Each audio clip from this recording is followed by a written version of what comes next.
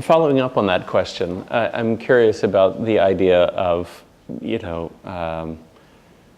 people's lives needing more meaning, right, than just material wealth. And there's just been discussion that, the reason that Tibetan Buddhism is so popular today in China is due to some kind of crisis, a crisis of lack of belief, a lack of faith and things. And yet we know from what Khenpo said earlier that, in the 1920s and 30s, there was also a strong interest in Tibetan Buddhism, not just among monks like Fadzun and Neng Hai, but also among lay people, all over China. I mean, every big city in the 1930s in China had some kind of Dharma center. It welcomed lamas and so forth. There was a lot of interest at that time in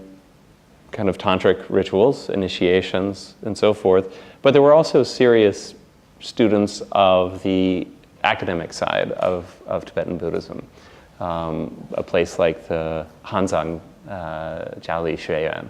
in Chongqing, a Sino-Tibetan Buddhist Institute set up in Chongqing. So I'm curious nowadays what the kind of balance is of interest. Is it also a kind of equal balance between people who want initiations and people who want to do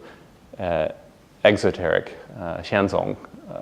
studies? And especially, I mean, in the 30s, I think there were very few Chinese monks. There were exceptions that Chinese monks wanted to study Tibetan Buddhism. Fadzun and Neng Hai are the most famous exceptions. But I'm wondering, nowadays, are there many more Chinese Buddhist monks and nuns who are studying, and why do you think that difference is? 历史上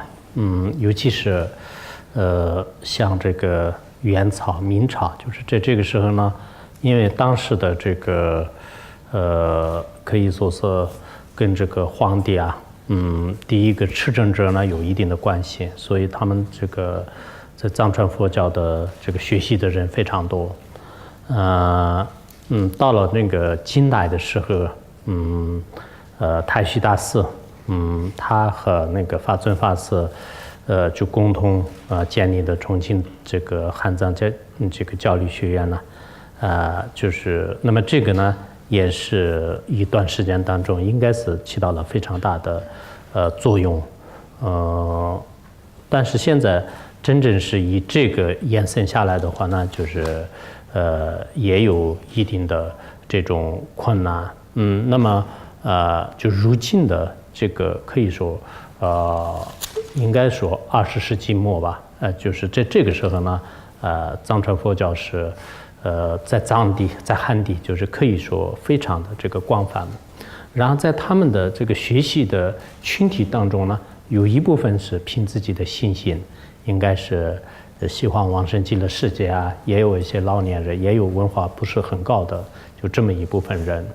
那么还有一部分呢，就是知识分子。我自己认为，我现在跟这个用汉语来讲佛法，就是现在有20多年了。那么这个过程当中呢，发现就是现在就是越来越多的知识分子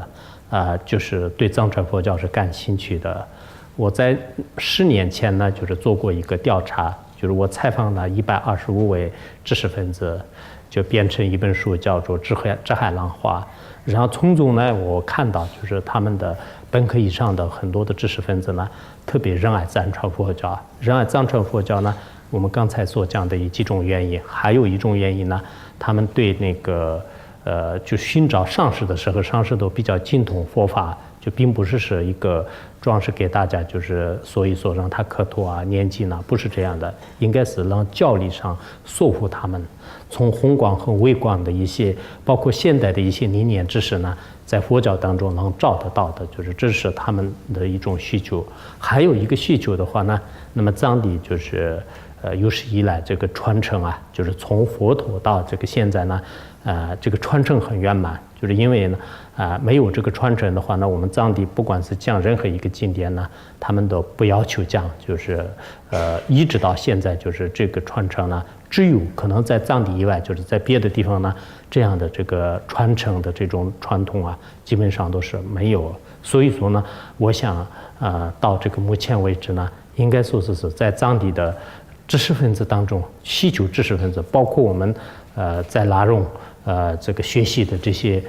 藏传佛教的人当中呢，大多数都有知识分子，就是像美国这边就是读过博士的啊，或者是在别的地方读过博士的啊，就是这些人呢，到了那里有些出家了，有些不想这个出家，但是以在家身份还继续带下去，就是所以说这个吸引他们的主要的一个特点呢，一个是理论的完整，还有呢就是密法的一些比较特殊的这个修法也吸引着很多人。所以我觉得呢，就是当然里面还有这个其他的一些，有些是喜欢这个藏地的一些蓝天白云啊，就是有些喜欢这个画画的啊，有些喜欢观光旅游的啊，有些喜欢就是拍照的啊，也有这么一群人。